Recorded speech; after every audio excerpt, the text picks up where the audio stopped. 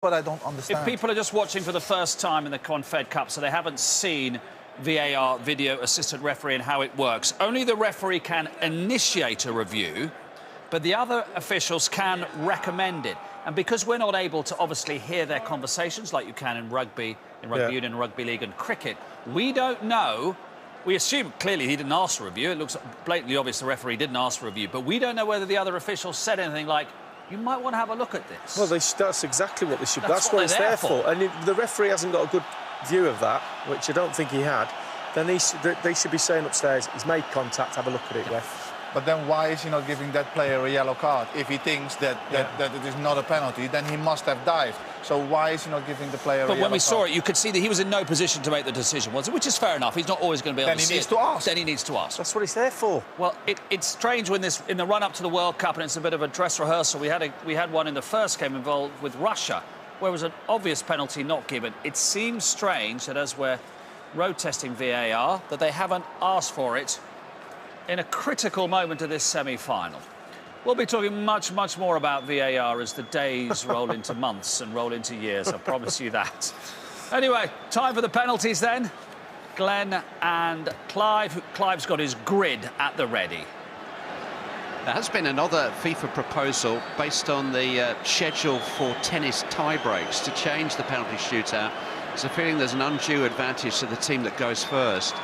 And the proposal is for Team 1 to take penalty 1, and then Team 2 to take penalties 2 and 3, and then Team 1 to take 4 and 5, and so on. But this is an old-fashioned shootout that's not being trialled here. And Arturo Vidal, who made a right mess of that penalty for Bayern Munich against Real Madrid in the Champions League, is going to take the first one. Smash. Didn't make a mess of that. Chile lead by 1-0. Really positive look. The run-up was positive, the strike was positive, and certainly the celebration was as well. Look at that. He's been fantastic tonight. He really has. But that's important. If you go first, you score that first one. You put the pressure on. Just to reiterate, Chile did try to make another substitution immediately before the final whistle. They tried to bring on Leonardo Valencia, but they couldn't get him on in time. One of the Portuguese substitutes, Ricardo Quaresma, is going to take their first penalty.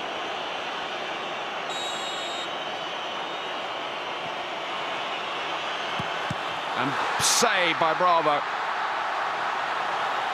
That's a good save. I think he might have just moved slightly. He comes out and takes one step. There he goes.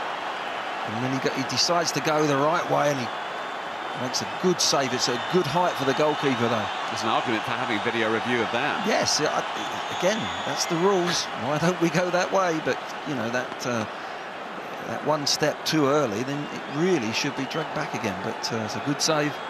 Bravo, who made a penalty save in each of the Copa America final shootouts, which Chile have won in the last 2 years. Quaresma is consoled. Aranguiz is next for Chile.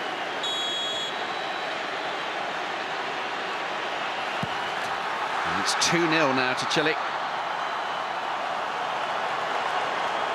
Charles Aranguiz. Yeah, they've done there, but it's sort of down the middle, isn't it, Clive? It's not quite down the middle, but now the pressure is on. This is the key penalty. If you're 2-0 down and you miss this, wow, that is pressure on Portugal. Another substitute, João Moutinho.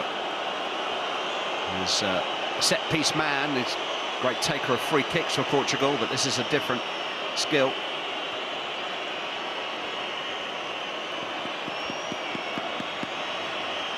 Claudio Bravo will now be fancying his chances.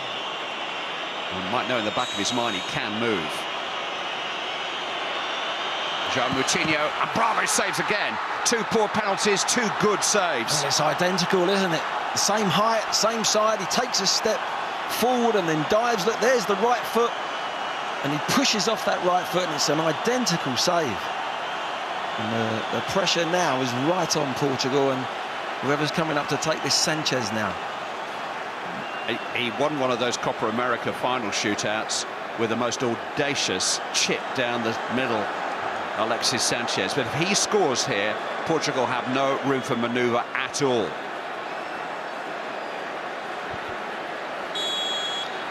Alexis Sanchez, 3-0 to Chile. Good penalty, great penalty. It's all about the mental state, really, your calmness and that real belief, positivity that you're going to score. And he's well, similar to Vidal, isn't it? He showed body shape goes, I'm going to the goal, he's left, now I'll whip it back the other way. Now, do they save Ronaldo for the end, or do they bring him forward now? Because they've got to score.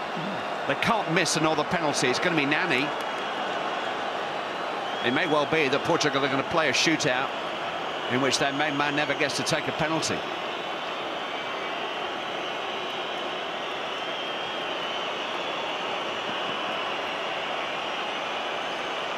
Nani has simply got to score.